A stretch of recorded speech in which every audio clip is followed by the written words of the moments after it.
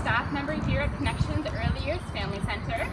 I am a recent graduate from the Faculty of Education with a specialty in outdoor learning and natural play.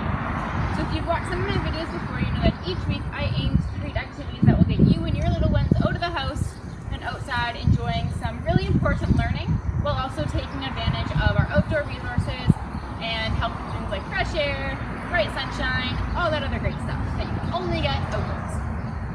So for this week, we're doing a super fun activity. It's actually my favorite, and that is mud play. Hence why I have the sprinkler going and it looks a little bit like a swamp back here. So for mud play, maybe you haven't heard this term before, but it's a super central term for outdoor education because mud play is so great in terms of getting your child completely sensory immersed in what they're doing. Whether it's painting or maybe dancing or any of those things, none of them quite get you in the same sensory way that getting elbow deep in some mud does. So what we're going to be doing today is going through 3 or 4 different activities that are going to get you and your child out here playing in the mud, getting a little bit dirty, and if you're one of those people who worries a little bit about mud all over the house, I promise it will be fun and hopefully you'll enjoy it too. So for our first activity, we have our mud kitchen here that one of our early on staff members so generously donated to our center. It's absolutely wonderful. I can't wait for everyone to get to come here and play with it. But lucky for me, I will get to be the first to try it out. So the basic idea of a mud kitchen is for those children who love to be in the kitchen at home, helping their parents or their guardians cook and getting involved and getting kind of hands into that. The mud kitchen's a great way to bring that same experience outdoors. The more you're a mud kitchen, you can create anything. And if you don't have a full set like this one at home, no worries, just bring out a couple bowls, maybe some utensils, whatever you have that you want to spare and just clean later, bring it outside, get it dirty, and it will work exactly the same way. For our mud kitchen, it is the perfect problem-solving activity because your kid not only has to be creative, they can make whatever they want, they can be as messy as they want because they can just hose down this kitchen. They can get as much mud as they want. Maybe they want to make some mud stew with a beautiful mud base. Maybe they want to add a little bit of mulch dressing, my favorite. And they're just going to mix it up. Or they can be different kinds of creative. Maybe they want to make some muffins or some bread. Whatever they want to make in their kitchen, they can make it and get as messy and creative as they want. And it's a really fun way to give them ownership over something because typically your kids aren't the ones who get to fund the menu. So it's also a really fun activity because you can do that problem solving step.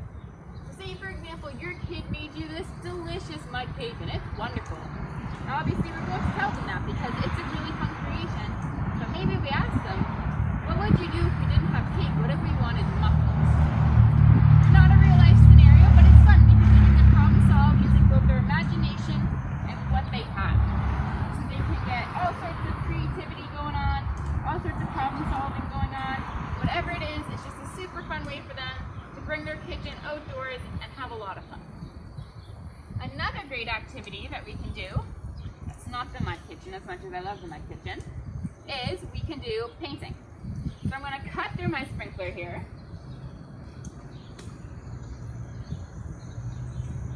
Grab my paper. And we're going to do some mud painting. Now, unlike painting indoors, we don't necessarily need any brushes for this. We have our natural brushes and our natural paint. So I'm going to just get my finger in there and I'm just going to create a lovely portrait of a cat. Absolutely stunning. And like any creative that you do indoors, you can always put this one up on your fridge for the whole family to look at.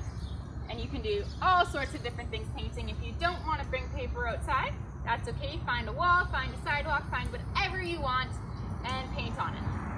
This goes the exact same way, and when you're done, you can just close it down at the end if you need it to be a little cleaner at the end of the day. For our third activity is one of my favorites. So because we always focus on getting our hands nice and dirty, and that great sensory experience that comes from feeling all the grit and kind of the rocks and the mulch and the water between our fingers, which is so important for your child's development, we often forget about the other parts of sensory play, which maybe involve other parts of our body like our feet. can always get your feet nice and muddy, and then you can run and make some footsteps all over the sidewalk. And you can have fun with this one because you and your child will have different sizes of feet, and maybe you want to run on your toes or hop or skip, and you can just create different patterns, and your child will love being able to look back at the sidewalk and seeing what they created using mud.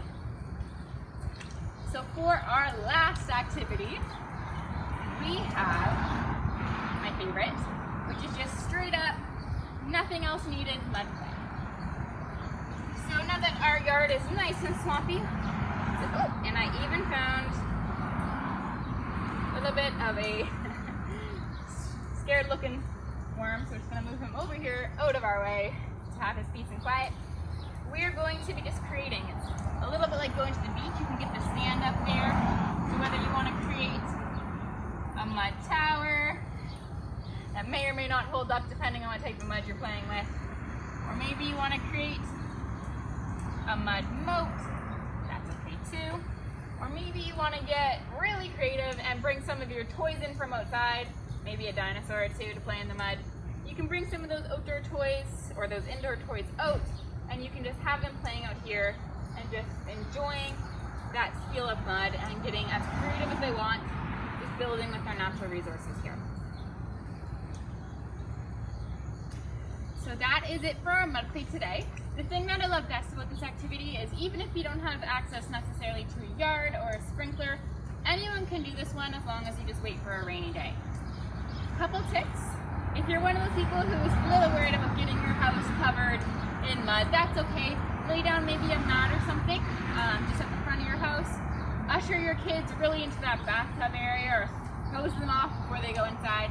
Whatever works for you guys. Don't let the idea of getting really dirty intimidate you or stop you from this really excellent activity that is going to be so crucial and so fun for your kids to do. There will be a link posted below the video just with some extra resources for all of you to look at and get some extra ideas about different types of mud play and why it's so beneficial. For example, there's even research going on right now about what types of bacteria in the mud increase our children's serotonin, so it's going to make them happier because being outdoors and playing in mud can do that. Post any pictures or stories you have of you trying out with your children. We'd love to hear from you. And thank you again for watching, and thank you for connecting with us.